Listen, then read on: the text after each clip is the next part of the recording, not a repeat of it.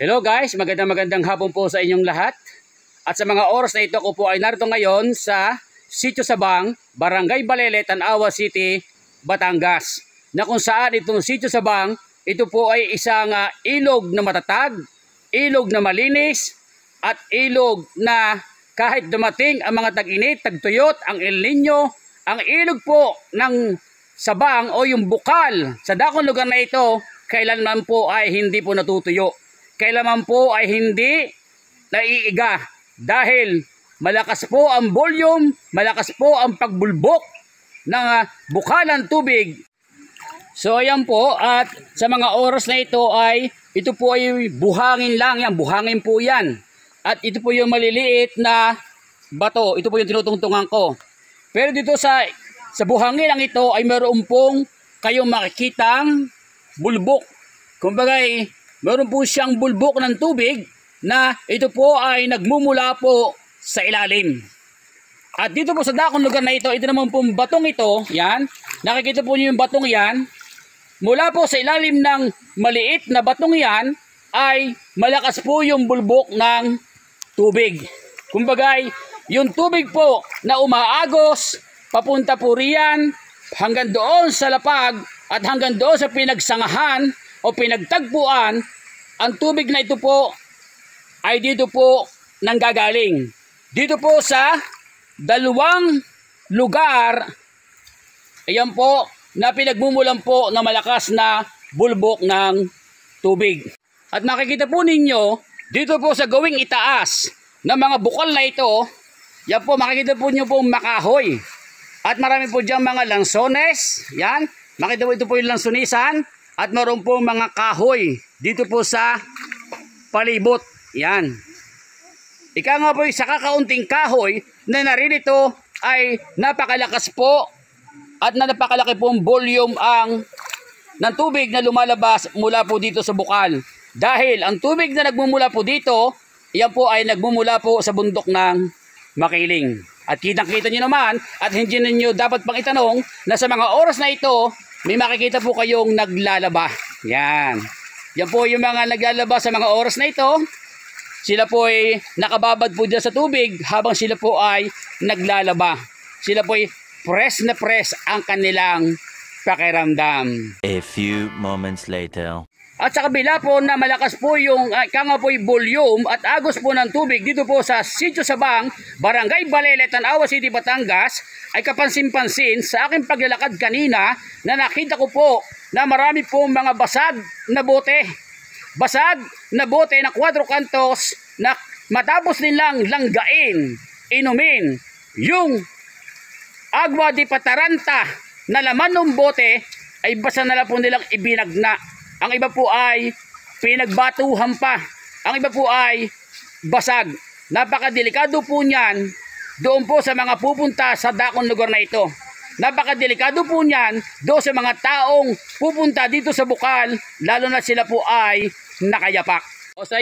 So yan po, at sa mga oras na ito, habang sila po ay naglalaba, at meron po diyang kumakaway. Yan. Kumakaway po siya dahil sila po ay natutuwa dahil yung tubig na kanilang pinaglalabahan, yung tubig na kanilang pinagbababaran ay napakalinis. Ito po yung tubig na mineral water. Kumbaga ay galing po sa bukal, galing po sa kabundukan. A few moments later. So yun po yung tubig, yung agos po ng tubig na nagmumula po doon sa bukal na pinanggalingan ko kanina. At mapapansin po ninyo dito sa inaagusan ng tubig, yun po yung mga balil na ugat. Yan po ay punong kahoy na dating maliit na itinanim, ngayon po ay napakalaki na. So yan po, napalaki po ng kahoy na yan. At ang kanyang ugat po ay narito na po sa tubig. Kaya patuloy po ang kanyang paglaki.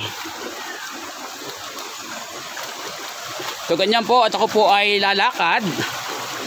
Pwera dulas.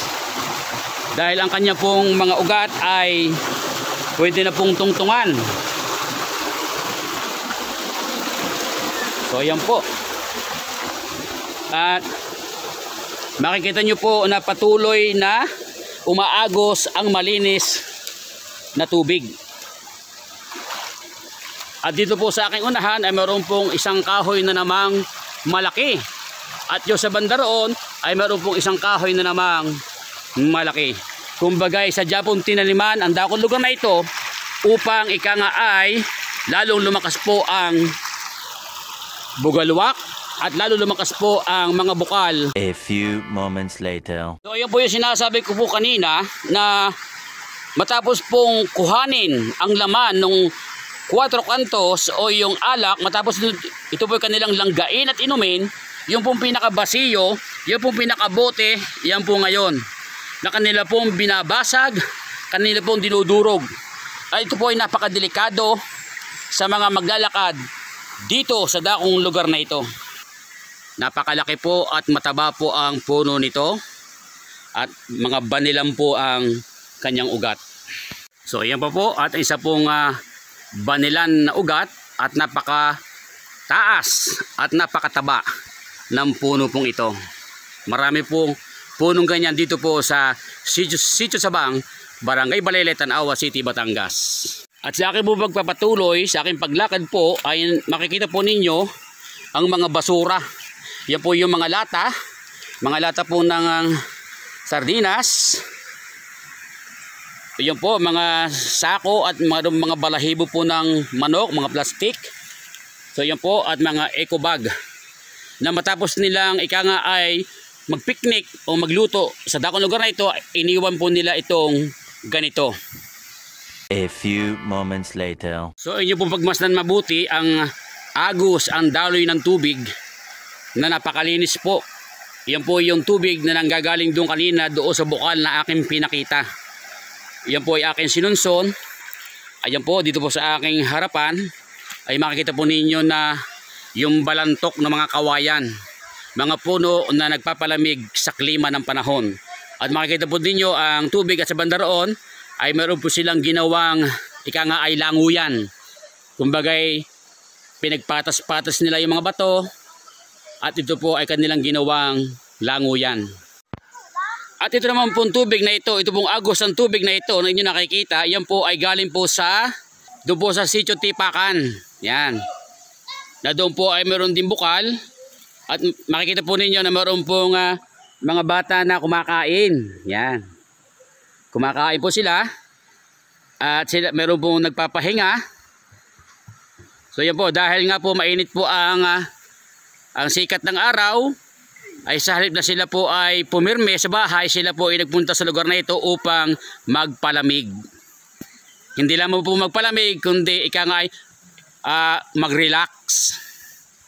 So yan po, at doon po sa mga tao sa panahon ngayon na nainitan, ay humanap na rin po kayo ng mga lugar na kung saan ay magiging komportable ang inyong katawan. Kagaya po dito po sa ilog po ng Sitio Sabang, Barangay Balele, Tanawa City, Batangas, na marami po ang pumupunta, marami po ang sumasadya sa dakong lugar na ito dahil malamig po yung tubig na nanggagaling po sa mga bukal.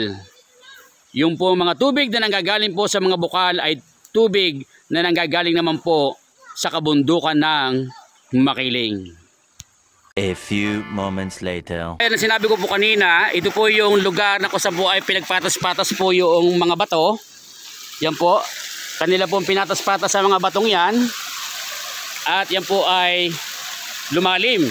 At siya pong ginagawa po nilang languyan. So yan po, at sila po ay meron ng libreng languyan dito po sa Sitio Sabang, Barangay Balele, Tanawa City, Batangas. Ito po yung pinagtagpuan o yung pinagsangahan o pinaghiwalayan na ang banda roon, yun sa may mga taong yun po ay galing po dyan sa may Tipakan. At ito naman po ay galing po dyan sa may bukal ng Sabang. At ito naman po na diretsong ito na pailaya, ito po yung papunta na po sa lawa po ng Barangay Gonzales at ng Wawa.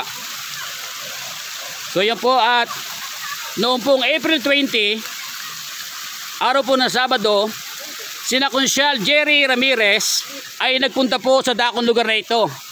Na ang pakay po nila ay maglinis, ipunin po yung mga plastic, linisin po yung mga lugar At kagaya po na makikita po ninyo na ito po yung sako na dito po inipon yung mga plastic, mga bote. At doon po sa dako na ganayon ay meron din po nakatambak na bote. At napasin ko po na meron pong basag na bote. Yan po ay napakadelikado. Napakadelikado po ng basag na bote sa mga paririto sa dako na ito. Baka sila po ay ikangay matinik ng bubog. So yun po, nawa po sa lahat po na nakikinig, nanonood po ng aking mga vlogs, ito po ay maging aral sa atin. Tayo po ay maging responsable, tayo po ay ating protektahan at pangalagaan ang kalikasan. Kagaya po ng ilog po ng Sitio Sabang, Barangay Balele, Tanawa City, Batangas, na kung saan ang Sitio Sabang ay isa pong ilog na malinis, hindi po ito polluted. May ng baboy na pumupunta sa dakong lugar na ito. So yan po, ito po ay ating ay ipagpatuloy ang pangangalaga, ipagpatuloy ang pagpoprotekta dito po sa ilog po ng Sabang, Barangay Balele, Tanawa City, Batangas. So yan po, ito po ang inyong kaibigan, kabayang kabalikatan, Kuya Edgar Makata ng Santo Tomas City, Batangas.